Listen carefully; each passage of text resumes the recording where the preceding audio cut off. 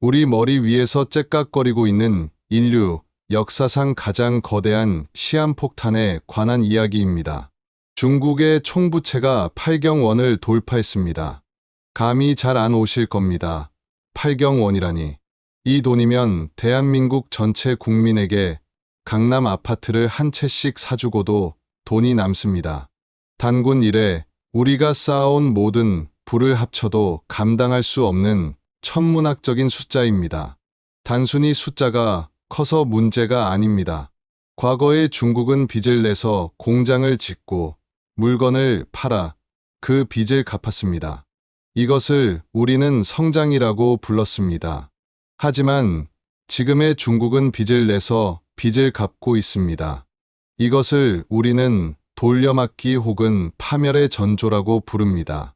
과거 10년 전만 해도 상하이의 마천루는 중국의 자부심이었습니다. 밤새 꺼지지 않는 불빛은 아시아의 용이 승천하는 신호탄처럼 보였습니다. 하지만 2026년 오늘 그 화려했던 조명 뒤에는 아무도 살지 않는 유령 도시가 숨겨져 있습니다. 글로벌 경제 전문가들은 입을 모아 경고합니다. 이것은 단순한 경기 침체가 아니다. 우리가 알던 세계의 공장이 문을 닫는 소리다. 가장 무서운 것은 이 거대한 붕괴가 조용히 그리고 천천히 진행되고 있다는 사실입니다. 마치 끓는 물 속의 개구리처럼 말입니다. 중국 정부는 필사적으로 이 사실을 감추려 합니다. 통계를 비공개로 돌리고 언론을 통제하며 괜찮다며 선전합니다. 하지만 숫자는 거짓말을 하지 않습니다. 그리고 돈의 냄새를 가장 잘 맡는 글로벌 자본은 이미 짐을 싸서 탈출하고 있습니다. 그들은 무엇을 보았길래 뒤도 돌아보지 않고 떠나는 걸까요? 오늘 영상에서는 중국 경제 붕괴의 진짜 원인이 무엇인지 현미경으로 들여다보겠습니다. 그리고 이 쓰나미가 한반도를 덮칠 때 과연 내 주머니 속의 돈은 안전할지 냉정하게 분석해 드리겠습니다. 준비되셨습니까? 거대한 환상이 깨지는 소리를 들을 시간입니다. 중국인들에게 아파트는 단순한 집이 아니었습니다. 그것은 종교였고 믿음이었으며 인생을 역전시킬 유일한 동아줄이었습니다. 가계의 자산의 70%가 부동산에 묶여 있다는 통계는 단순한 숫자가 아닙니다. 평생 먹고 싶은 것, 안 먹고 입고 싶은 것, 안 입으며 모은 피와 땀이 전부 콘크리트 벽 속에 들어가 있다는 뜻입니다. 이 믿음이 깨지기 시작한 건 2021년 헝다 사태부터였습니다. 시가총액 69조 원에 달하던 거대 공룡 기업이 하루아침에 나 돈 못 갚겠다고 배를 째버린 겁니다. 부채 규모만 350조 원이었습니다. 한 개 기업의 빚이 웬만한 국가 예산보다 많았습니다. 더 충격적인 건 2023년 헝다보다 더 튼튼하다던 비구이안마저 쓰러졌다는 사실입니다. 왜 이렇게 줄줄이 무너졌을까요? 여기에는 폰지 사기와 다를 바 없는 기형적인 선분양 제도가 숨어 있습니다. 보통은 건물을 어느 정도 짓고 돈을 받거나 돈을 받으면 그 돈으로 건물을 짓습니다. 이게 상식입니다. 하지만 중국의 개발사들은 고객에게 받은 분양 대금을 아파트 짓는데 쓰지 않았습니다. 그 돈으로 또 다른 땅을 사고 문어발식으로 사업을 확장했습니다. 새로운 호구가 들어와서 돈을 내야만 기존 공사장이 돌아가는 구조였던 겁니다. 그런데 2020년 중국 정부가 이 위험한 폭탄 돌리기를 멈추겠다며 대출 규제라는 칼을 빼들었습니다. 의도는 좋았습니다. 부동산 거품을 서서히 끄고 싶었을 겁니다. 하지만 결과는 대재앙이었습니다. 돈줄이 막힌 건설사들은 공사를 중단했고 크레인은 멈췄습니다. 돈은 냈는데 집은 없는 황당한 상황이 전국에서 벌어졌습니다. 피해자는 누구였을까요? 바로 평범한 인민들이었습니다. 2022년 여름 중국 전역에서 수십만 명의 사람들이 거리로 뛰쳐나왔습니다. 집을 안 지어주면 대출금도 못 갚겠다며 상환 거부, 운동을 벌인 겁니다. 공산당 통치 아래서 이런 집단행동은 목숨을 건 일입니다. 그만큼 절박했다는 증거입니다. 지금 중국에는 주인 없는 아파트가 널려 있습니다. 밤이 되면 불 켜진 집이 단 한 곳도 없는 30층짜리 아파트 단지들이 숲을 이루고 있습니다. 전문가들은 중국의 빈집이 최소 5천만 채에서 최대 9천만 채에 달한다고 추산합니다. 한국의 모든 주택을 다 합쳐도 2천만 채가 안 되는데 그 몇 배나 되는 집이 텅 빈 채 썩어가고 있는 겁니다. 이 유령 도시들은 단순한 공실이 아닙니다. 누군가의 빚으로 지어졌고 누군가의 파산으로 귀결될 거대한 무덤입니다. 더 끔찍한 시나리오는 아직 바닥이 보이지 않는다는 점입니다. 부동산 가격이 2021년 정점 대비 평균 20% 이상, 일부 지역은 반토막이 났습니다. 자산이 반토막 났는데 누가 지갑을 열겠습니까? 소비 심리가 얼어붙는 건 너무나 당연한 수순입니다. 하지만 이것은 표면에 드러난 상처일 뿐입니다. 피부 깊숙한 곳, 근육과 뼈를 갉아먹는 진짜 암덩어리는 따로 있습니다. 한국말로는 지방정부 자금 조달 기구라고 번역합니다. 이름만 들으면 뭔가 공적이고 안전한 기관처럼 들립니다.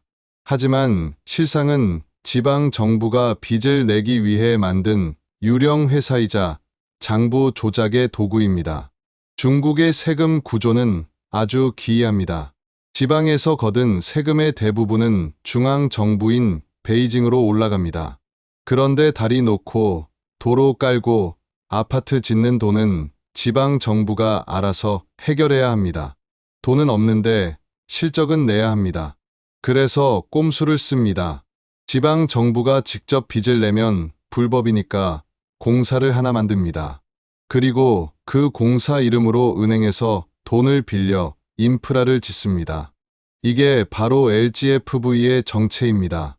IMF가 추산한 이 숨겨진 부채의 규모는 약 66조 위안, 한화로 일경 2천조 원이 넘습니다. 문제는 이 돈을 빌려서 지은 것들이 돈이 안 된다는 겁니다. 사람도 안 다니는 산골짜기에 8차선 고속도로를 깝니다. 기업도 없는 허허벌판에 호화로운 산업 단지를 짓습니다. 왜 그랬을까요? GDP 성장률 숫자를 맞추기 위해서였습니다. 땅을 파고 시멘트를 부으면 경제 성장률은 올라가니까요. 과거에는 이렇게 해도 굴러갔습니다. 왜냐하면 지방 정부에게는 비장의 무기가 있었거든요. 바로 땅 장사였습니다. 부동산 개발사에게 땅 사용권을 팔아서 그 돈으로 LGFV 빚도 갚고 공무원 월급도 줬습니다. 이걸 토지 재정이라고 부르는데 지방 정부 수입의 40%가 여기서 나왔습니다. 그런데 앞서 말씀드렸듯이 부동산 시장이 박살났습니다. 개발사들이 줄도산하는데 누가 땅을 사겠습니까? 2025년 토지 판매 수입은 전성기의 절반 수준으로 곤두박질 쳤습니다. 현금 인출기가 고장난 겁니다. 그 결과가 지금 중국 전역에서 벌어지고 있는 기상천외한 일들입니다. 공무원 월급이 밀리기 시작했습니다. 광시 장족 자치구에서는 공무원들이 6개월째 월급을 못 받았다며 시위를 벌였습니다. 산둥성의 교사들은 수당이 전액 삭감되어 생계를 위협받고 있습니다. 심지어 경찰의 연봉을 30% 깎았다는 뉴스까지 들려옵니다. 국가의 손발인 공무원에게 줄 돈이 없다는 건 사실상 지방 정부가 파산 상태라는 뜻입니다. 중앙 정부가 돈을 찍어서 도와주면 되지 않냐고요. 그것도 쉽지 않습니다. 그렇게 돈을 풀었다가는 위안화 가치가 휴지, 조각이 될 수도 있으니까요. 진퇴양난입니다. 이 거대한 부실 덩어리는 금융권으로 전이되고 있습니다. 지방은행들이 LGFV에 빌려준 돈을 못 받게 생겼기 때문입니다. 은행이 돈을 떼이면 그 은행에 예금한 사람들의 돈은 어떻게 될까요?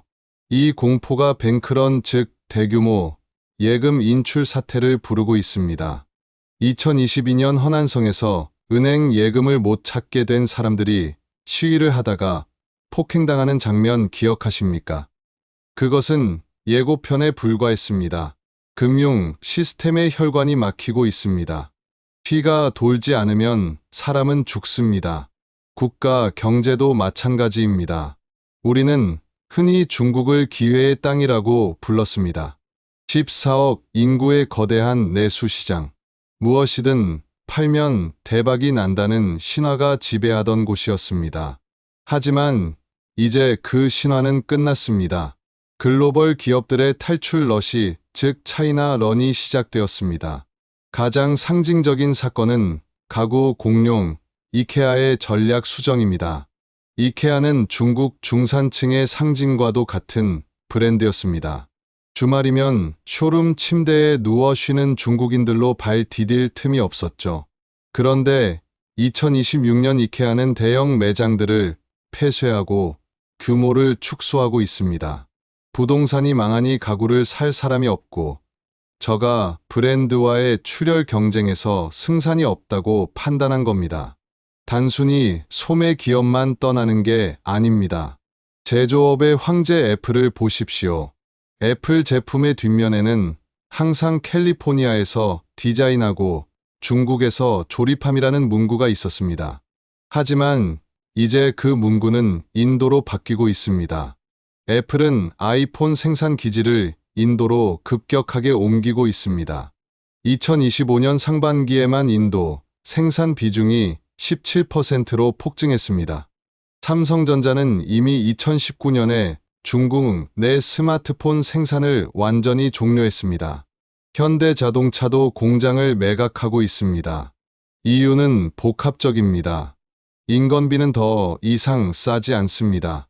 상하이의 인건비는 베트남의 3배, 인도네시아의 5배에 달합니다. 여기에 미중 무역 전쟁이라는 지정학적 리스크까지 겹쳤습니다. 더 이상 중국에 공장을 둘 이유가 사라진 겁니다. 이 현상을 차이나 플러스 원 전략이라고 부릅니다. 중국 몰빵은 위험하니 공장을 베트남, 인도, 멕시코로 분산하겠다는 생존 본능입니다. 중국 정부는 외자를 유치하겠다며 러브콜을 보내지만 이미 떠난 마음을 돌리기는 쉽지 않아 보입니다. 외국 기업만 떠나는 게 아닙니다. 돈도 떠나고 있습니다. 2024년 한 해에만 중국의 100만 장자, 1만 5천 명이 해외로 이민을 떠났습니다. 역대 최대 규모입니다. 부자들은 바보가 아닙니다. 자신의 자산이 안전하지 않다는 걸 누구보다 먼저 감지합니다. 그들은 싱가포르로, 일본으로, 미국으로 자산을 옮기고 있습니다. 중국 내 명품 소비가 급감하는 것도 이 때문입니다. 구찌, 샤넬, 루이비통의 중국 매출이 2자릿수로 급락했습니다. 부자들이 돈을 안 쓰거나 해외에서 쓰고 있다는 증거입니다. 백화점은 텅 비었고 명품 매장 직원들은 파리를 날리고 있습니다. 반면 중국의 저가 커피 브랜드와 초저가 쇼핑몰만 북적입니다. 소비의 양극화가 아니라 소비의 하향 평준화가 일어나고 있는 겁니다. 세계의 공장이었던 중국이 이제는 세계의 리스크가 되어버린 현실. 이 불편한 진실을 우리는 직시해야 합니다. 오늘 영상이 유익했다면 구독과 좋아요 부탁드립니다. 시청해 주셔서 감사합니다.